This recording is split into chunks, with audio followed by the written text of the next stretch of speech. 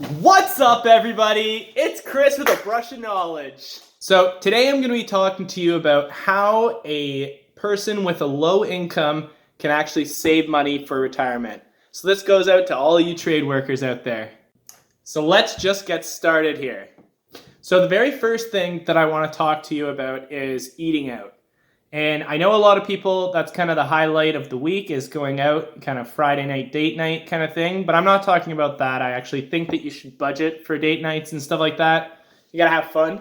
But as well, budgeting in your lunch is so important for trade workers, especially when you have a low income. You don't want to be spending your money on lunch because $10 a day, you're basically wasting an hour to eat. And you're already not getting paid for that hour. You might as well bring lunch from home. So preparing a lunch from home can save you hundreds of dollars a month and thousands of dollars a year. If you just actually ate one meal every single day, lunchtime, let's say, because that's I see a lot of trade guys, they go out on lunchtime, everybody just kind of piles into a truck and goes to KFC or A&W or one of those places. And all it takes is meal prep and just waking up a little bit earlier or making it before you go to bed. Just making anything, a tuna sandwich or an egg salad sandwich or just anything that'll get you through the lunchtime, or it could even be leftovers from last night's dinner. And just making sure that you have that on hand, because otherwise you're going to be tempted to spend money on lunch. And that could be up to $300 if you bought it every single day per month. And that is something that you could easily save. I know a lot of you are going to be out there thinking, oh, Chris, what are you talking about? You know, it's nice to buy lunch during the day. I don't really want to be working when I get home kind of thing. But if you're not working that little bit to make your lunch and to actually get yourself prepared for the next day, then you're setting yourself up for failure, and you got to be setting yourself up for success every single day. Doesn't matter how long you've been a trade worker, you've got to make sure that you're prepping for the day every single day. Also, you need to start bringing a coffee to work. If you're one of those people that by halfway through the day, you're starting to get a little sluggish and you need that pick-me-up, then go out on the weekend this weekend and buy a thermos and bring it to work. A thermos can fit an entire pot of coffee, so you won't go coffeeless for the rest of the day.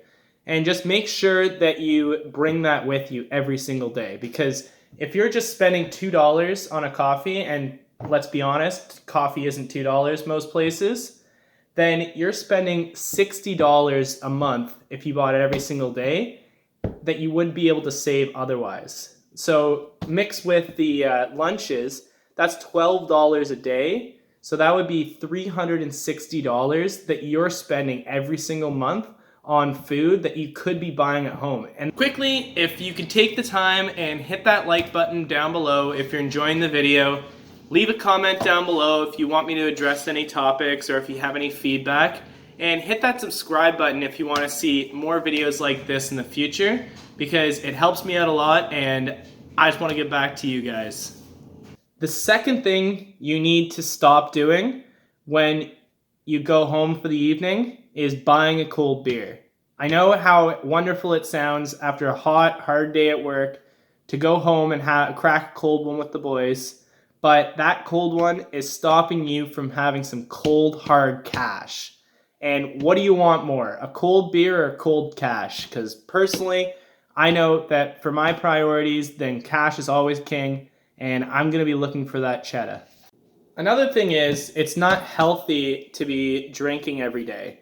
There was actually just a study that came out the other week that was saying that drinking one beer or two beers a day is worse than binge drinking on the weekend. And I can understand that, because when you wake up after having just one beer, you don't feel as good. And if you don't have a single day where you're waking up sober during the week, because let's be honest, most people go home and they drink a beer pretty much every night or a glass of wine or something like that, then you're just being detrimental to your own health. And for me, being healthy is one of the key motivators that has me saving money for my future. I think straighter, I'm more motivated, and I focus on the things that I know are going to get me to a better future if I'm being healthy. That includes going to the gym and stuff like that, but drinking is a huge deterrent on. So, long story short, keep those cold ones for the weekends, and then you'll keep some cold hard cash in your pocket. Also, talking about health, then that brings us to number 3, and that is quitting smoking. So I know this is a pretty taboo subject when I'm talking to trade workers, but smoking cigarettes costs a lot of money. That's the bottom line. You can't be expecting to spend $15 a day for some people and expect to be able to retire off of a low income if that's what you're doing. Also, it's make you healthier over time. Just put down the cigarettes. Make sure that you aren't putting that into your body. Doesn't do anything good for you anyways. And I've been smoke-free for about 10 years now, and it's the best 10 years of my life. My lungs feel better, everything feels better, and I got some money in my pocket. I actually don't even really understand how construction workers afford to smoke cigarettes. Like, in my mind, they would be spending pretty much every disposable dollar they have on it, especially with how much a lot of them smoke. I know a lot of guys, they smoke about a pack a day, and an average pack is about $15. So you're looking at spending $15 every single day for an entire year.